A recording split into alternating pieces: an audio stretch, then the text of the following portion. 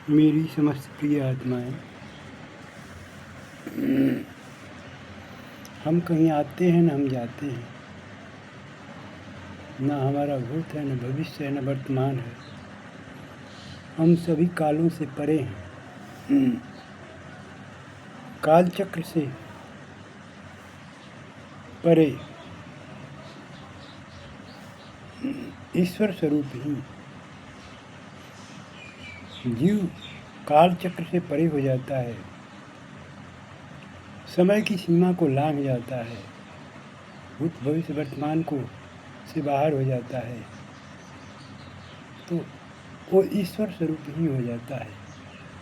ईश्वर की सत्ता में प्रवेश करने के बाद जीव ईश्वर स्वरूप को, अविनाशी स्वरूप को प्राप्त करके अपने आत्मचेतन स्वरूप में वास करके वो अनंत में, इसको बुद्ध ने परिनिर्वाण कहा है, परिनिर्वाण को प्राप्त कर जाता है।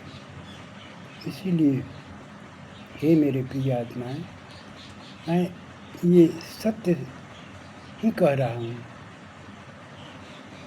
जो शाश्वत होता है उसका कभी नाश नहीं होता, उन शाश्वत का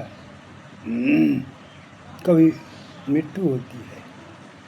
शाश्वत तो सदैव एक रूप रहता है, आकाशवत। मैं शून्य रूप हूँ, मैं अपने अनंत महासागर में, आकाश गंगा में अपनी यात्रा कर रहा हूँ।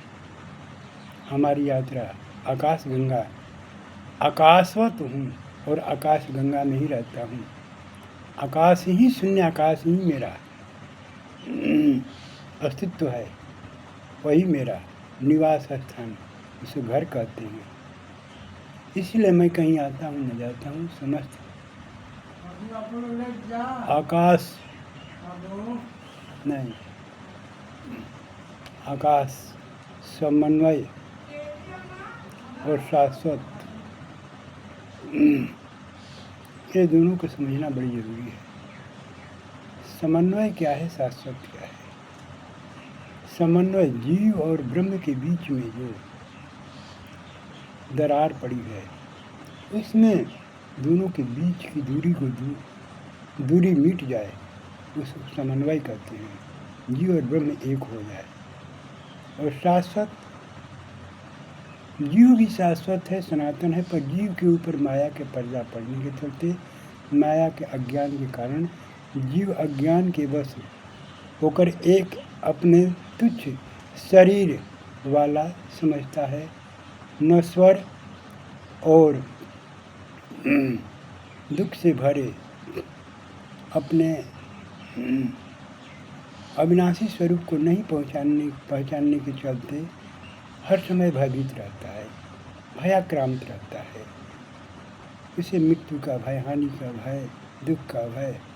इसीलिए जीवन समन्वय का नाम है, जहाँ समत्व है। कृष्ण ने गीता योग में इसी बात को पुष्टि किया है कि अर्जुन, समत्व योग एक ऐसा योग है जिसमें न सुख है न दुख है। बुद्ध ने इस बात को भी कहा है कि ना जहाँ सुख है न जहाँ दुख है, सुख दुख के दोनों से जो परे हो जाता है, यानी सुख दुख के बीच का मध्य की बिंदु है, उसको समन्वय या उसको समत्व कहा जाता है, उसको बुद्धत्व कहा गया है। जहाँ परम शांति है, परम आनंद है, परम